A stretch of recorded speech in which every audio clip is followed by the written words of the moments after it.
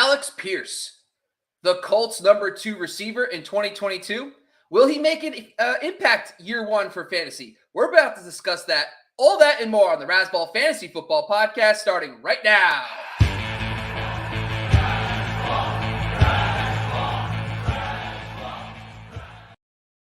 Welcome to another rendition of the Razzball Fantasy Football Podcast. I'm your host, Bobby Lamarco. It's Monday. We have another day with Matthew Jones of the Draft Examiner coming on in just a moment to talk about Alec Pierce, Dynasty, Redraft. What's his player profile look like? We're going to discuss all that and more today. Should you be drafting him in Redraft? Before we do, we want to make sure if you're watching this video, do us a favor. Hit the subscribe, hit the bell. Make sure you're following us all summer long on the football and baseball side. We're breaking down a bunch of content. The best part, too, is Razzball. We also do basketball and hockey as well. So make sure you're going to razzball.com to check out all the great latest articles that we dropped by all our great writers over on the site. And if you like something quicker, we also have TikTok and IG where we're dropping daily videos, roughly 1 minute long, just fun factoids about baseball and mostly football. But we'll be dropping hockey and basketball sometime next year. Now let's bring in my special guest today. It's Matthew Jones from the Draft Examiner. You can find him at Draft Examiner on Twitter. And also make sure you go to his website at draftexaminer.com to check out all his great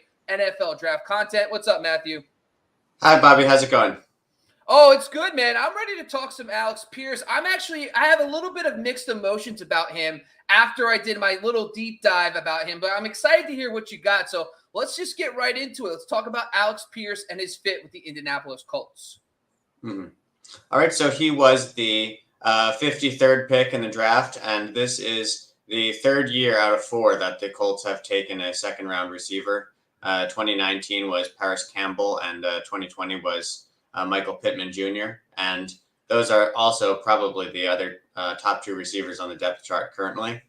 So Pierce, he wasn't really a major player on the radar going into the season, although he did appear on Bruce Feldman's Freaks list. So we already knew he had a really impressive athletic profile, but he hadn't really done too much prior to this season. Last year, his junior year, he had a knee scope and he ended up missing some games. I think he only had like 17 catches or something like that. The sophomore year was better, but it wasn't a massive year. And then this year, he turned out to be Desmond Ritter's top receiver. And he had, I believe, 52 catches, but he wasn't a huge volume guy. And his game-to-game output was a little bit inconsistent. So he had some really big games. And then he had several games under 50 yards. I believe he had 4 games where he was even under 30 yards. So it wasn't like he wasn't a big volume guy, but he did lead the team in receiving in all the major categories.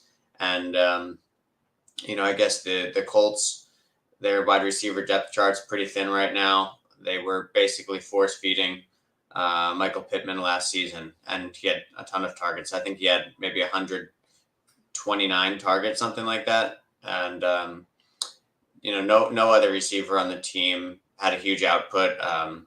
Zach Pascal was the number 2 guy, and he didn't have a huge year. He's on the Eagles now. And T.Y. Hilton got hurt, and he's a free agent still. So we don't really know what his status is. So, go ahead.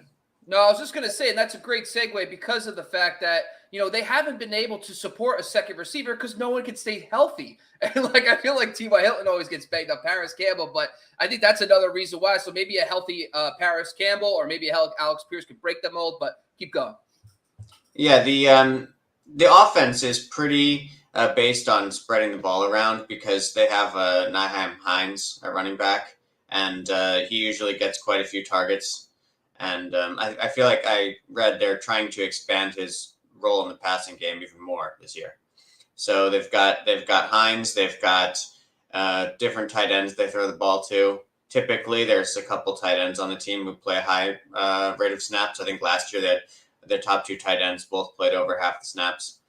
But if Hilton's healthy, if you look at 2020 snaps, they had Pittman, Hilton, both over 60%, and Pascal, I believe 76%, something like that. So I don't think that last year they were trying to really only have 2 receivers, but it's just how it worked out based on they're having kind of a slow development, getting hurt as well.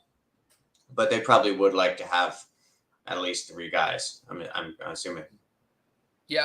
No, my question comes down to this: when you look at the depth chart, there's still a lot of like Paris Campbell's second round pick. He had a lot of big high speed guy.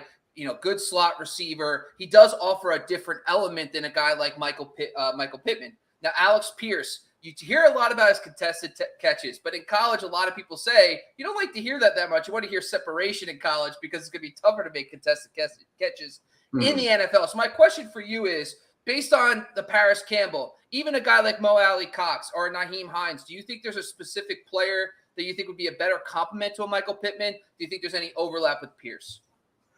Well, I don't really see Pittman as much of a deep threat, and I think that's pretty much what Pierce was brought in for, because that was kind of his main bread and butter in college. His route tree was pretty simple, so they usually had him at split end. He wasn't coming into the slot too much, maybe a few snaps each game. And when he was in the slot, he was usually doing like some hitches, like some speed out, something like that, just really simple stuff. So basically, just because he's so explosive and he can be a deep threat, he's good at stacking people. So I don't really think he's purely a contested catch guy, but he uses the deep threat to get, soft cushions, and then he can work underneath it. He can do like some overs, some hitches, some slants, some crosses and things like that. So a lot of his routes break over the middle of the field, and he's a pretty tough guy.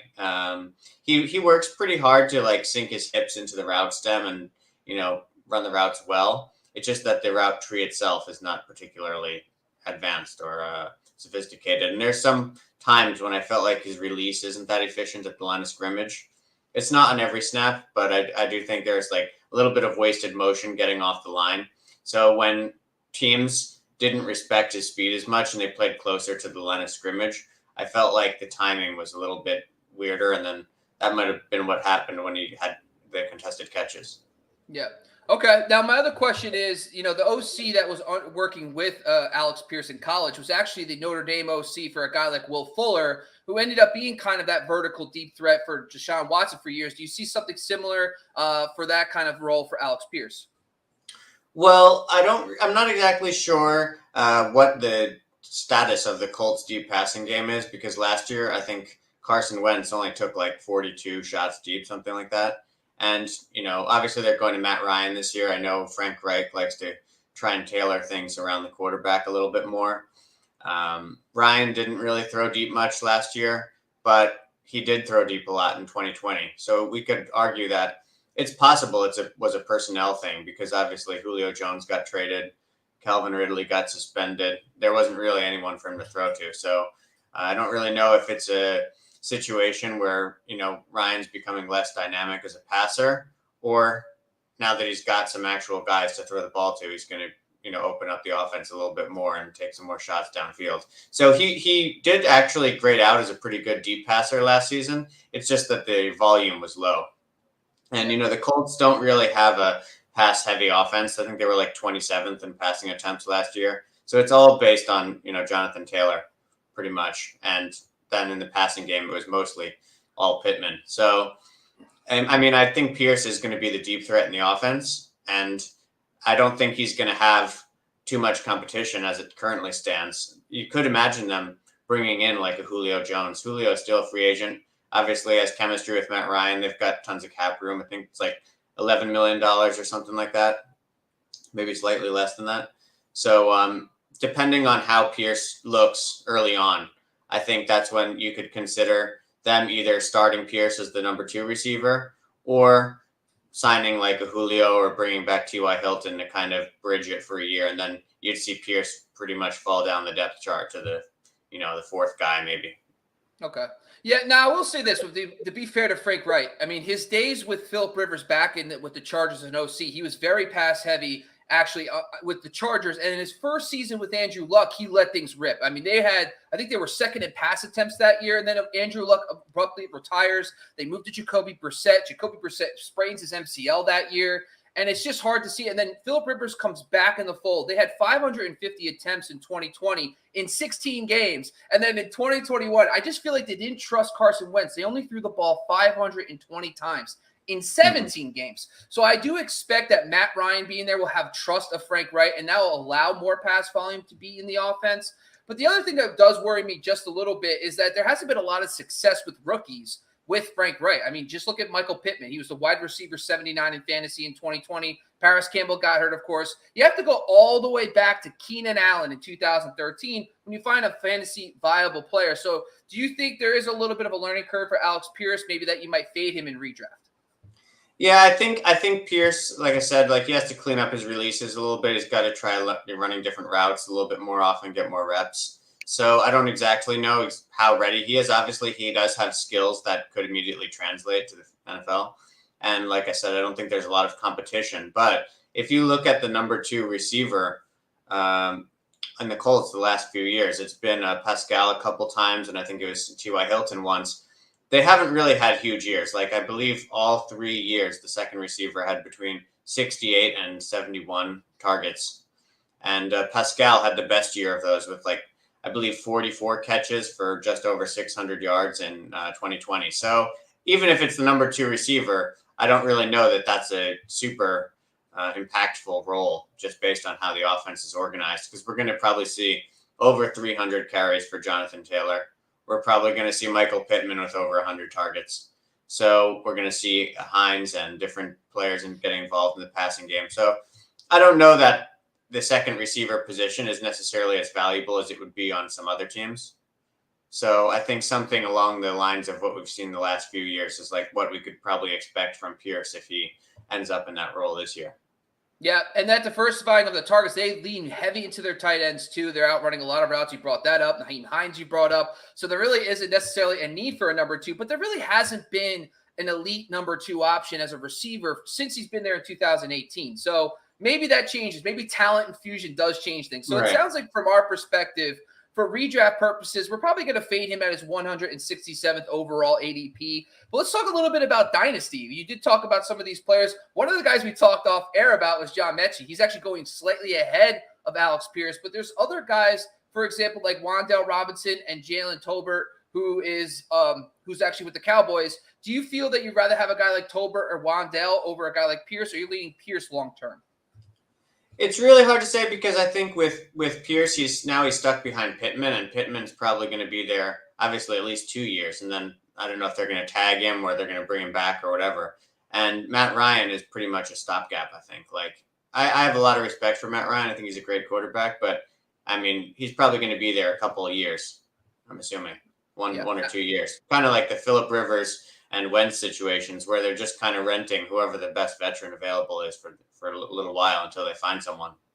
Yeah. So, I mean, if depending on who the next quarterback is and, how much Frank Reich is willing to modify the offense, I do think that Pierce is the guy who has the highest, the most clear-cut number 2 role on the depth chart relative to those other guys. So, we could possibly see them thinking, well, maybe with Pascal, we weren't going to really work the number 2 that heavily. But now that we have a guy who's a big, athletic guy, we might want to start trying to figure out how to get him the ball a little bit more. So I'd maybe take Pierce slightly higher than those guys. But I just think his status in the offense and how the offense is organized is a little bit up in the air right now.